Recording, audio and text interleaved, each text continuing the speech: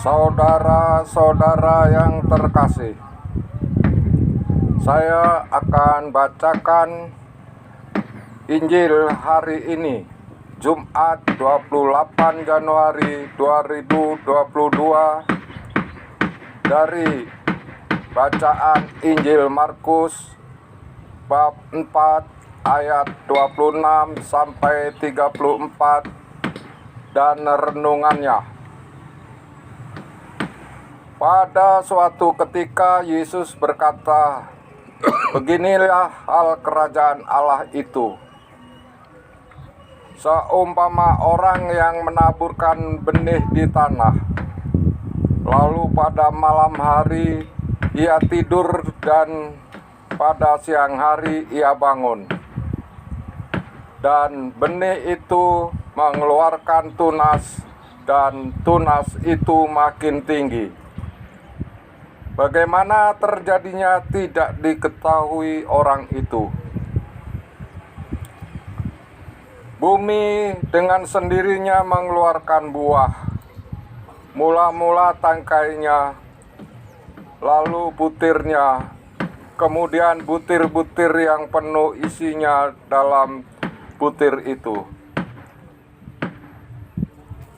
Apabila buah itu sudah cukup masak, orang itu segera menyabit, sebab musim menuai sudah tiba." Katanya lagi, "Dengan apa hendak kita membandingkan kerajaan Allah itu?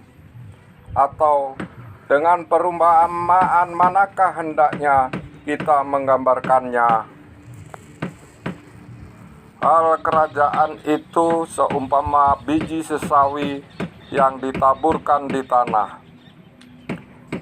Memang biji itu yang paling kecil daripada segala jenis benih yang ada di bumi. Tetapi apabila ditaburkan, ia tumbuh dan menjadi lebih besar daripada segala sayuran yang lain dan mengeluarkan cabang-cabang yang besar, sehingga burung-burung di udara dapat bersarang dalam naungannya." Dalam banyak perumpamaan yang semacam itu, ia memberitakan firman kepada mereka sesuai dengan pengertian mereka, dan tanpa perumpamaan ia tidak akan berkata-kata kepada mereka. Tetapi kepada murid-muridnya ia menguraikan segala sesuatu secara tersendiri. Renungan. Orang-orang kadang-kadang melakukan kesalahan besar dan menimbulkan bahaya besar bagi orang kecil dan moral masyarakat. Nafsu kuasa, harta, popularitas, dan legasi sejarah sering menjadi batu sandungan bagi para pemimpin besar. Ini yang terjadi pada Daud dalam narasi bacaan pertama hari ini. Ia terpikat oleh kecantikan istri Uria, dan dengan licik mencari cara untuk menutup aibnya itu, dan akhirnya menghilangkan Uria. Dengan itu, ia bebas mendapat istrinya. Daud telah merusak kesetiaan istri kepada suaminya.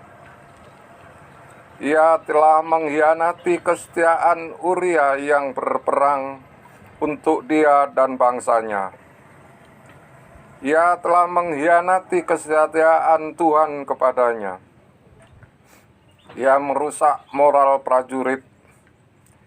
Ia bisa menjadi contoh buruk bagi pejabat kerajaan untuk melakukan hal yang sama kepada bawahannya. Kebaikan seseorang pemimpin menghidupkan bangsa, tetapi kejahatannya menghancurkan bangsa. Yesus dalam bacaan Injil hari ini mengajak kita untuk membuka diri terhadap kerajaan Allah. Perumpamaan hari ini menunjukkan kepada kita beberapa hal. Pertama, kerajaan Allah itu sendiri tidak tahu wujudnya, tetapi nyata dalam hidup kita. Kedua, Ia selalu hidup dan bertumbuh mulai dari hal kecil, enteng, sederhana, lemah, ringan, tetapi akan berkembang terus dan menjadi besar.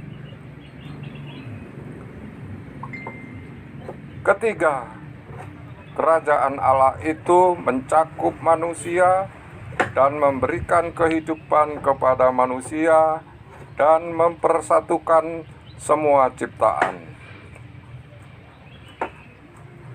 Ya Tuhan, jauhkanlah kami dari segala nafsu yang merusak kesetiaan kami kepada keluarga, atasan, bawahan, sahabat, dan kesetiaan-Mu. Amin.